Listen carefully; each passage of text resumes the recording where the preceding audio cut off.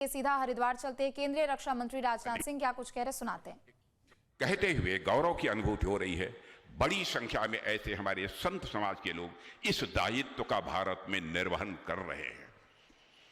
हमारी संस्कृति की सबसे बड़ी ताकत देवियों व सज्जनों उसकी एकता में है और इस सिद्धांत को आपसे बेहतर मैं समझता हूं कोई और नहीं समझ सकता है।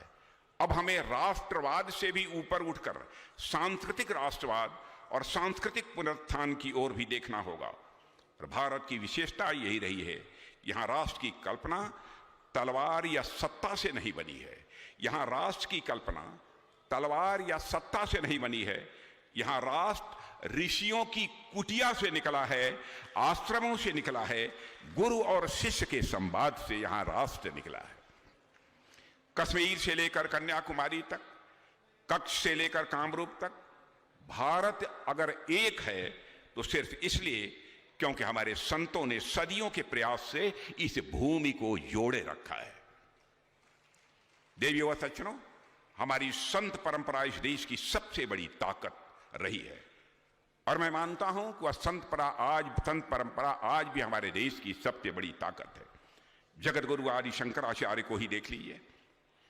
बेहद कम आयु में उन्होंने पूरे देश का भ्रमण किया। काशी गए, कांची गए, बद्री गए, द्वारिका गए, हर जगह जाकर लोगों से सीधा संवाद स्थापित किया, सवाल सुने, उनके साथ तर्क वितर्क की आवश्यकता थी तो तर्क वितर्क भी किया। उन्होंने किसी के ऊपर अपनी बात को थोपा नहीं, उन्होंने संवाद किया। यही कारण है कि अद्वैत वेदांत आज भारतीय समाज के लिए एक जीवन दृष्टि बन गया है। फिर रामानुजाचार्य जी आए तो उन्होंने भक्ति के माध्यम से लोगों को समरसता का पाठ पढ़ाया। फिर माधवाचार्य जी आए, उनका दृष्टिकोण कुछ अलग था। उन्होंने द्वैत की बात कही, रास्ता अलग था लेकिन मंतव्य सभी का एक ही था। इसके बाद कबीर आए, उन्हें भले ही शास्त्रों का ज्ञान नहीं था लेकिन उन्होंने लोक की भाषा में लोगों के साथ सीधा संवाद स्थापित किया। गुरु नानक देव जी ने इस भाव को यात्राओं के जरिए आगे बढ़ाने का काम किया। उन्होंने अध्यात्म को सामाजिक जिम्मेदारी से जोड़ने का भी दायित्व निभाया है। महाराष्ट्र में संत तुकाराम और संत ज्ञानेश्वर ने वही चेतना समाज में जगाई। पूर्वी भारत में चैतन्य महाप्रभु आए, उन्होंने भक्ति को उत्सव बना दिया। चैतन्य महाप्रभु ने भक्ति को उत्सव बना दिया।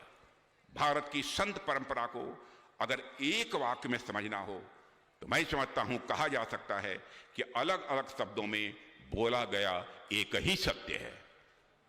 समय बदला, समाज बदला, भाषा बदली, लेकिन उसका तत्व एक ही रहा है। और यह वह तत्व क्या है?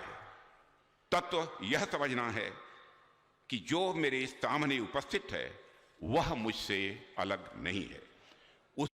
आपके मोबाइल पर तुरंत आएगी ब्रेकिंग न्यूज। स्क्रीन पर सबसे पहले दिखेगी बड़ी खबर, देश दुनिया की हर खबर एक जगह। अब आपके मोबाइल पर तुरंत फटाफट इंस्टॉल कीजिए न्यूज नेशन ऐप और रखिए खुद को अपडेट।